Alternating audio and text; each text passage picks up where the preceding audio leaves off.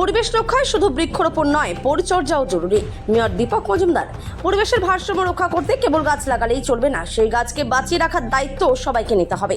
রবিবার সকালে আগরতলার 4 রামনগর স্পোর্টিং ক্লাবের উদ্যোগে আয়োজিত এক বন মহোৎসব অনুষ্ঠানে উপস্থিত হয়ে বৃক্ষরোপণ করে এই বার্তা দেন আগরতলা পুর নিগমের মেয়র দীপক মজুমদার। 4 রামনগর স্পোর্টিং ক্লাবের উদ্যোগে মহিলাদের স্বতঃস্ফূর্ত অংশগ্রহণ ছিল চোখে পড়ার মতো। ক্লাবের নারী শক্তির এই বিপুল উপস্থিতি এবং পরিবেশ রক্ষায় তাদের এই আন্তরিক সাড়া দেখে মেয়র দীপক মজুমদার গভীর উচ্ছ্বাস প্রকাশ করেন।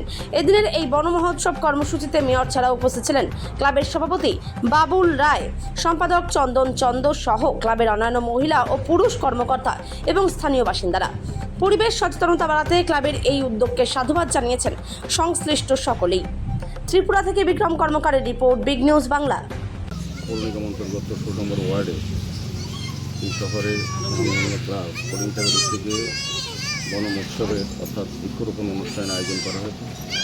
তারই অঙ্গ হিসাবে আজকে এই এলাকার ক্লাব এরিয়া অনেকগুলি মূল্যবান চারা রোপণ করা হয়েছে।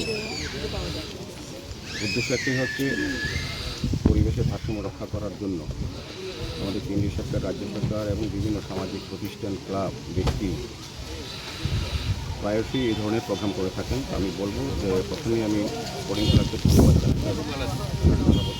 বিভিন্ন সামাজিক দায়িত্ব,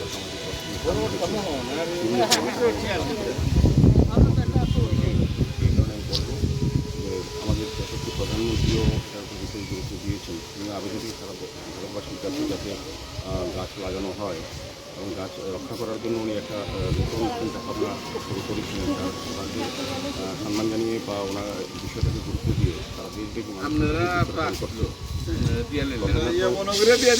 প্রথমত উদ্দেশ্য হচ্ছে যে এই গাছটা লাগালাম আমরা সবাই মিলে হিসাবে থেকে সেটা যাতে রক্ষা করা যায়। এই কারণে প্রধানমন্ত্রী যে বলেছেন এক পের নাম কে মাকে নাম, মানে অর্থাৎ মান নামে যারা আছে গাছ রোপণ করছি প্রত্যেকের মান নামে যদি আমরা বৃক্ষটা রোপণ করি, মাকে যত্ন করি বা মাকে শ্রদ্ধা প্রদর্শন করি, সেই গাছটা থেকেও মানুষের সেইভাবে জল থাকে বা সুস্থ থাকে। কারণ আমরা বৃক্ষরোপণ প্রতি বছর থেকে 1903 সাল থেকেই সারা দেশে ধরনের বনোৎসব পালন করা হচ্ছে। কিন্তু যতগুলি গাছ আমরা লাগিয়েছি বনাঞ্চল হওয়ার কথা এই এলাকা বা সারা শহর বা রাজ্য বা দেশ, কিন্তু দেখা যায় গাছগুলি রক্ষা করার ক্ষেত্রে আমরা সতর্কতা করি না। অর্থাৎ প্রদর্শনী করা হয়, বিভিন্ন ব্যক্তি বা রাজনৈতিক দলের নেতারাও ছবি তুলেন, গাছ লাগান, কিন্তু পরবর্তী সময় গাছগুলি বাঁচে কি না বা রক্ষা করা যায় সেগুলো রক্ষা রাখেন না। কিন্তু প্রধানমন্ত্রী বলেছেন না, যে গাছটি যারা লাগাবেন সেটাকে রক্ষা করতে হবে, যত্ন করতে হবে। এবং এই গাছটা শুধু প্রতীকী গাছ নয়, এই গাছটা হচ্ছে যারা আগামী এই প্রজন্ম যারা এই পৃথিবী থাকবেন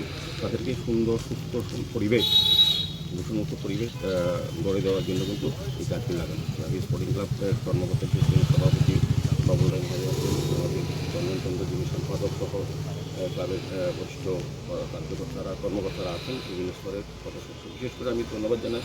আমার খুব ভালো লাগে, আমি যেহেতু মেয়র হিসাবে বা বিধায়ক হিসেবে বিভিন্ন ক্লাব বা সামাজিক সংগঠনে এই ধরনের প্রোগ্রামে যাওয়ার সুযোগ হয় বা আমন্ত্রণ পাই। স্পোর্টিং ক্লাবে এখানে দেখেছি এখানে মহিলারা একটা বড় করছে।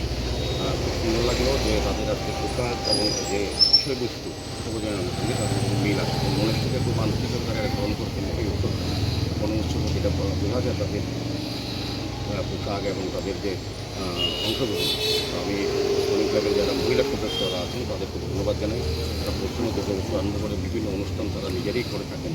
এটা আমরা চাই যে মহিলারা আরও এগিয়ে আসুক এবং যেসব এলাকায় যেসব ক্লাবে যত সংখ্যক মহিলা বেশি সংখ্যায় আসবেন তো বোঝা যায় এই এলাকার ক্লাবের প্রতি মানুষের আস্থা আছে, বিশ্বাস আছে এবং ক্লাবের গ্রহণযোগ্যতা আছে এলাকায়।